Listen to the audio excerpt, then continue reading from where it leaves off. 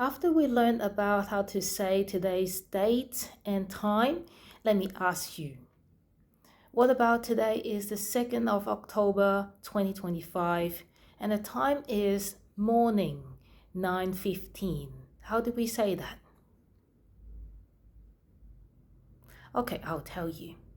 今日係2025年10月2號上午9點15分.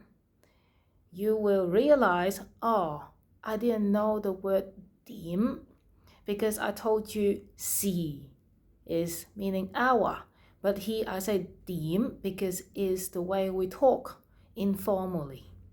時 is for written way, but 點 is the spoken way.